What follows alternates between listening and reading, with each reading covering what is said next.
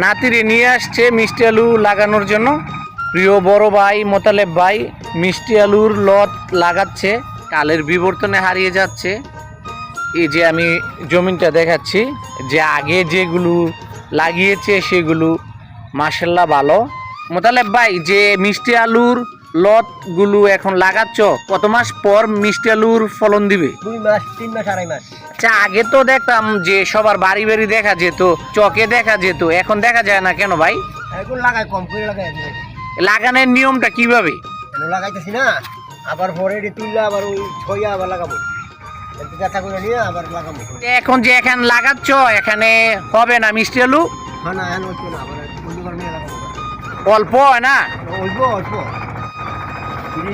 হচ্ছে না ওইগুলা, লাইটা লাগাইলে আবার 6 টাকা করে হইবে। কত মাস পরে ভাই তুলে নিবে? 2 মাস 2.5 মাস। জমিনেও লাগাবে না ভাই? আর জমিনে লাগাবো। মিষ্টি আলু কিন্তু বিভিন্ন রকমের তরকারি দিয়ে, শাকসবজি দিয়ে খাওয়া যায়, চিংড়ি মাছ দিয়ে অনেক স্বাদ হয়।